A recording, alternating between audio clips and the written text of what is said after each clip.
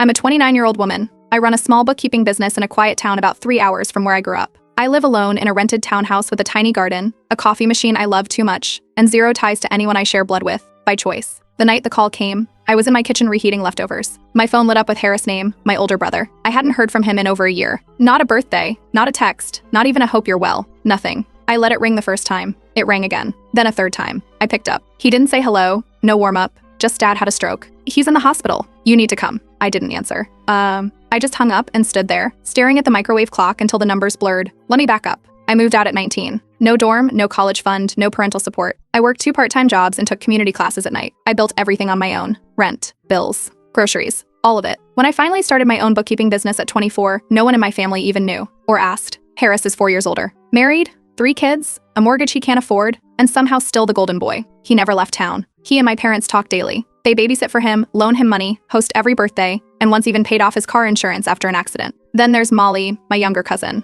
Her parents split when she was a kid, and somehow she became their bonus daughter. She had a bedroom at their place and a seat at every holiday dinner. They called her their girl in front of me more times than I can count. Meanwhile, I was introduced at weddings or cookouts as our daughter who moved away, always with a tone, like I'd abandoned them. When I visited, on my own dime, always uninvited, I was met with lukewarm hugs and casual jabs. I remember asking my mom once why she didn't tell me about a big family reunion they held. She blinked and said, "We assumed you'd be too busy." My father didn't speak much, not to me anyway. He missed my high school graduation, so didn't call when I got promoted. When I sent him a picture of my first office, he replied, "Must be nice." That was it. Still, I kept trying. For years, I called every other week, sent Christmas cards. I drove in for birthdays when I could, but I was always the extra, the outsider. Eventually, I stopped calling. No fight, no drama, just silence. That was over a year before Harris called. After I hung up that night, I didn't cry. I didn't text anyone. I just stood there, letting the microwave beep in the background. I thought about that phrase, "You need to come." Where was that urgency when I was barely getting by at 20, eating ramen and skipping heat to pay rent? Where was that "we all need you" energy when I was sick with the flu and had to take an Uber to the ER because I didn't have family nearby? They never needed me until it was convenient. Until I had something they wanted. I didn't go to the hospital. I didn't even ask which one. I turned my phone on silent, watched a movie, and went to bed early. The next morning, I made coffee, fed the neighbor's cat I was pet sitting, and went to work. That was the moment everything shifted, not because I stopped caring, but because I finally accepted the truth. They had already let go of me years ago, quietly, subtly, with every missed invitation and backhanded comment. So I decided I was going to stop reaching, stop apologizing for not being the version of a daughter they wanted. If they thought I was selfish before, they were about to see what selfish actually looked like, because I wasn't going to be the one who showed up this time. I wasn't going to clean up a mess I didn't make. I wasn't going to sacrifice my peace for people who only remembered me when they were drowning. I didn't tell anyone about the call. Not Liv, not my landlord, not my friend who usually gets the tea first. I kept it to myself. Let it simmer. And while they scrambled to figure out hospital forms and insurance claims, while they sat in waiting rooms refreshing their phones, I went about my life. I ordered Thai food. I got a new client referral. I started researching a weekend getaway just for me. I didn't block them. I didn't announce anything. I just chose myself for once and refused to feel guilty for it. They'd called me selfish for years. They'd whispered it at family dinners, rolled their eyes when I missed gatherings, and told each other stories about how I'd changed. So I figured, fine, let them finally be right. The next morning, my phone started buzzing before sunrise. Missed calls, texts, even voice notes from numbers I didn't recognize at first. Relatives I hadn't heard from in years were suddenly flooding me with messages. Most started the same way. "He's your father." Then came the guilt. "Don't let the past get in the way. Family pulls together when it counts. You'll regret it if you don't come." I read a few. Then I swiped them all away. I showered, got dressed, and headed to my office. I had 2 client meetings and a tax prep session scheduled that day. I kept every one of them. During lunch, I checked my voicemail.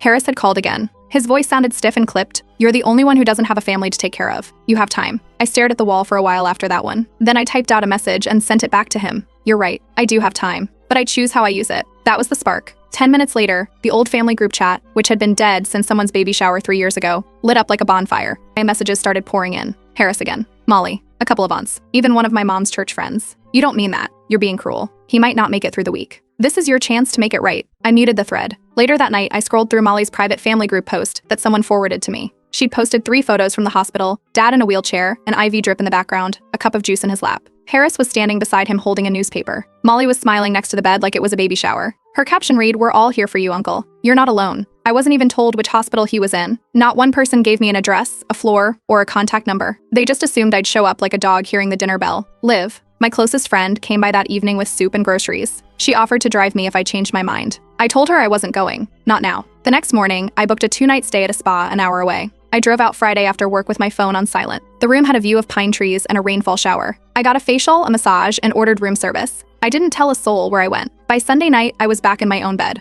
rested, unbothered. Monday morning, I checked my inbox. 3 new voicemails from Harris. 1 from my mother. A dozen angry texts from Molly. A screenshot of a message from someone claiming my absence had embarrassed the family when hospital staff asked about next of kin and I wasn't listed or present. I responded only once. I texted Harris, "You all made your choice a long time ago. Now I'm making mine." He replied 20 minutes later, "You'll regret this when he's gone." I didn't answer. I made dinner. Something simple: roasted chicken, rice, steamed broccoli.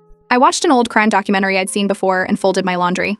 Then I turned off my phone, set my alarm, and went to sleep early. I slept harder than I had in months. No guilt. No second guessing. That week, the calls slowed down. No one else messaged me directly. But Liv said she saw Molly post a passive-aggressive quote on her Instagram story: "You don't lose people. They choose to walk away." I didn't reply. I didn't even open the app. On Wednesday, a former neighbor from my hometown texted me a photo of a hospital bulletin board. It was a volunteer schedule. Molly and Harris' names were both listed under visitation support. My name wasn't anywhere on it. They were making it look like a family was rallying. They wanted the story to be about how everyone came together. Everyone except me. By Friday, I was back to my normal routine. I wrapped up 3 client files, signed on a new business, and picked up my dry cleaning. I walked past a florist on the way home. I paused, looked at the arrangement in the window, yellow tulips, and kept walking. I had no intention of going to the hospital. Not until I had a reason. Not just because they called. They'd spent years building a family without me. Now they could manage it without me too. By the end of that week, the messages had mostly stopped. No more guilt texts. No more passive-aggressive quotes. Silence. Then, I got coffee with an old college friend who still lived in my hometown. She mentioned, offhand, like it was nothing, that my dad had been moved to long-term care. The hospital apparently released him 3 days earlier. No one told me. Not Harris. Not my mother. Not even Molly, who couldn't stop posting filtered hospital photos a week earlier. I went home and searched every care facility in the county until I found a recent check-in notice for a patient under my dad's name. The facility was small, just 20 rooms. I checked their website, outdated.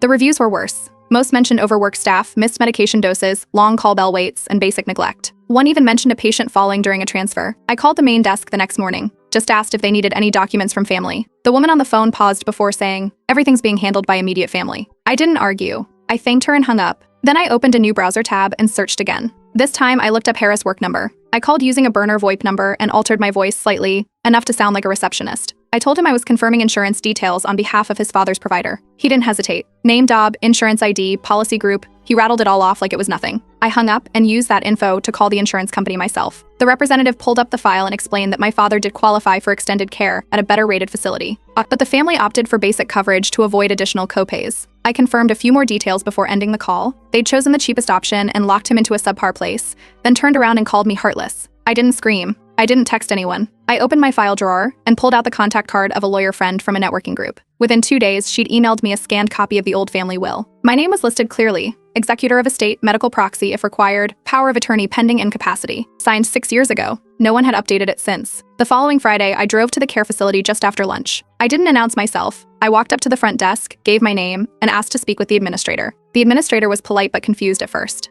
I pulled out a printed copy of the legal paperwork and a notarized ID. Then I handed over a written request to be copied on all care decisions, billing, and status reports. He nodded and typed me into the system. By the time I left, I had a visitor's badge, a full copy of my dad's chart, and a schedule of weekly updates the staff would now send directly to me. I didn't message the family. That weekend, I received the first batch of reports. His mobility was limited, speech impaired, no physical therapy sessions scheduled due to budget limits. Meals were soft diet, no fruit allowed unless provided by family.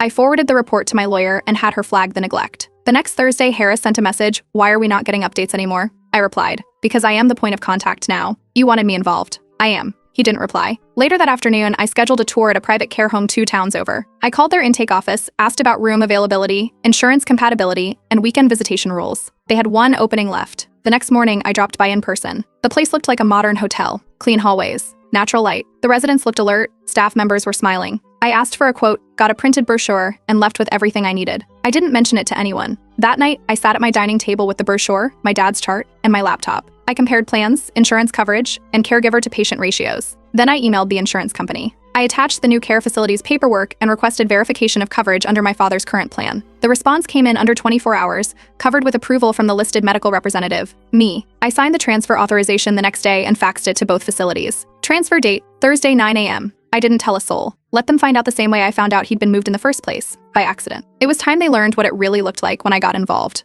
The private facility I had toured earlier that week was calm, bright, and well organized. Not a single patient in the hallways looked neglected. The staff didn't know who I was or who my father was, and I didn't give them a backstory. I just asked what mattered: nurse-to-patient ratio, visitation policies, meal rotations, therapy schedules. I requested a detailed quote for full-time care and forwarded it to the insurance company with my father's policy ID. I received confirmation the next morning. He was eligible, no restrictions. They just needed the go-ahead from the legal rep. That was me. By lunchtime, I'd signed the papers and scheduled the transfer for Thursday at 9 a.m. I didn't call Harris. I didn't update Molly. I didn't text my mother. Not one word. The new facility arranged transport and sent me a checklist of what to bring. I prepared everything myself: his ID, basic clothes, medications, insurance documents, and personal files. I printed out the legal forms and packed them in a folder under my arm. At exactly 8:45 a.m. on Thursday, I pulled into the parking lot of the old care facility. The same woman from the front desk recognized me but didn't stop me. I gave my name, confirmed the transfer, and walked straight to his room. My father was sitting up in bed, staring blankly at the muted TV. When he saw me, his eyes followed me slowly across the room. He didn't speak, but his mouth twitched like he wanted to. I didn't ask questions. "You're going to be taken care of now," I told him. 2 transport workers arrived, lifted him gently into a wheelchair, and loaded him into the van. I handed over the signed discharge papers, took a copy of the nurse's report, and left. The new facility was waiting with fresh linens, new clothes, and a welcome packet. His room had a large window with sunlight spilling over a reading chair and a clean nightstand. The lunch menu was handwritten and included options. That evening, the head nurse from the old facility called Harris and informed him that someone had arranged a discharge. Harris called my work line 10 minutes later. I watched the phone ring. I let it stop on its own. An hour later, he left a message at the new facility's front desk asking who had authorized the move. The receptionist politely told him to direct all questions to the legal medical representative. She gave him my name. The next morning, my mother called the front desk asking why she wasn't told about the transfer. The receptionist told me about the call. I gave one instruction: note in her file, she is not authorized for care decisions. That afternoon, I received an email from the insurance company. It confirmed I was now the sole contact on all decisions, billing, and treatment plans. No one else would be copied. Over the next few days, I visited my father every other day. The nurses reported that he seemed calmer. He started sleeping through the night. I brought him crossword books, even though I knew he wouldn't use them. He looked at the pages anyway. That Saturday, Molly showed up at the new facility unannounced. The receptionist asked her to wait while they checked the list. When she was told she needed written approval from the legal rep to visit, she left without signing in. No calls followed. No messages. The silence was starting to become familiar, and for once it worked in my favor. For about 2 weeks, everything was quiet. No texts, no voicemails, no pop-ins. It was like the rest of the family had hit pause to figure out their next move. Then Harris showed up at the new facility without warning. He went straight to the front desk and asked for my father's medical records. When the staff told him he wasn't listed on the authorization list, he raised his voice and demanded to speak to someone in charge. The nurses didn't argue. They contacted me immediately, just like I had instructed. He was told he had no legal access and would need written permission from the medical proxy. He left without signing the visitor log. That evening, my office landline rang. Harris hadn't called that number in years. My assistant picked up. When he asked for me, she told him I was in meetings all day. He didn't call again. The next morning, I drove to the facility and asked to meet with the manager. I brought an updated list of approved visitors, just me, and a caregiver I had hired part-time for weekends. No family. I signed a formal restriction order. No one else could visit without written permission submitted 72 hours in advance. No exceptions. All staff were briefed the same day. Later, one of the nurses quietly told me that Harris had said I was using Dad to feel powerful. I thanked her and changed the subject. That wasn't worth responding to. I decided to go through the box of my father's belongings from the old care home. Most of it was junk: torn slippers, mismatched socks, faded sweatshirts. But in the bottom of the box, under a crumpled church bulletin, I found a plain envelope. My name was written on the front in block letters. The paper had yellowed at the edges. I opened it in my car. It was a letter from my father, dated the year I moved out. 2 pages. No fluff. No I love you. Just statements. He admitted he hadn't been good at showing up. Said he didn't know how to parent someone who didn't need him. Said he didn't stop me from leaving because he thought he'd already lost me. I folded the letter and slid it into my glove compartment. I didn't tell anyone it existed. That weekend, my uncle called my office number. I let it go to voicemail. He left a long message about how I was tearing the family apart. I texted him back. The family tore itself apart a long time ago. I'm just the one who noticed. Bills from the facility started rolling in. I reviewed every line. I paid what was necessary. I told the billing department in writing that no one else was authorized to manage or submit claims. They asked if I wanted to update the emergency contact. I gave them one name, mine. Nobody else. A month after the transfer, one of the nurses mentioned my father was showing minor improvements. He'd started tracking the TV screen with his eyes and could lift a cup of water on his own. It wasn't dramatic, but it was something. I approved an increased physiotherapy schedule, twice a week instead of one. It wasn't cheap, but I didn't ask anyone else to pitch in. I authorized the payments and signed off on the new plan. But that same week, Harris sent a handwritten letter through the facility. He accused me of using our father as a pawn, said I was cutting everyone out on purpose, and called what I was doing spiteful. I skimmed the first paragraph, folded it shut, and dropped. Sit in the drawer the staff kept for visitor messages. It's still sitting there. A few days later, the front desk flagged a suspicious visitor entry. Someone tried to schedule a visit using a different last name and email address, claiming to be a new friend. When the staff ran the ID, it didn't match. It was Molly. I reviewed all access rules and had the facility update them. No visitors allowed without government-issued photo ID, matching legal names already approved on file. The front desk posted the new sign that day. One of the younger nurses pulled me aside the next time I visited. She told me she'd never seen a daughter handle everything alone the way I was. I nodded and changed the topic. I wasn't there for praise. In his room, I noticed something I hadn't seen before. On the nightstand next to the water pitcher was a small framed photo. It was of me, from high school. The picture had been taken the week I left for college. My father had apparently asked for it when he saw it in his belongings. I hadn't known he kept that photo at all. The next day, I got a call from the insurance coordinator. They asked if I wanted to add a backup contact in case of emergencies. I said no. Everything should still come to me directly. That Friday afternoon, I saw a familiar car parked outside my office, my mother's. She didn't come inside. She just sat in the driver's seat for a while, looking at the front entrance. I watched from the window of the break room. She left after 15 minutes. No call, no message. The following week, I hired a part-time weekend caregiver. It gave me some breathing room. I started using one weekend a month to take short drives or unplug at home. I didn't ask for input. I didn't tell anyone outside of the facility. It was in my budget, and it made sense. At night, I started keeping a journal, not for venting, just facts. Dates, receipts, care summaries, medication notes, voicemail timestamps. I labeled each entry by visit. Every interaction was logged. If anything came up legally, I'd be ready. When the facility emailed the quarterly care report, I skimmed the charts and dosage notes. At the bottom, in a different handwriting, someone had added a line in pen. He seems calmer these days. Whatever you're doing, it's working. I didn't reply. I just filed it away with everything else. 4 months had passed since I took over everything. The silence from the rest of the family wasn't loud anymore. It had just become normal. No calls, no drama, no sudden appearances. The care facility was now a routine part of my week. I visited every Tuesday and Saturday. Staff gave me printed summaries, small updates, blood pressure stable, appetite improving, mild speech progress. My father could now speak a few words. Most were unclear, but sometimes he got names out. Once, while I was adjusting his blanket, he looked right at me and said my name, slowly, clearly, just once. I nodded and went back to adjusting the blanket. Later that month, the facility administrator called me in. They had finally finished sorting old intake files.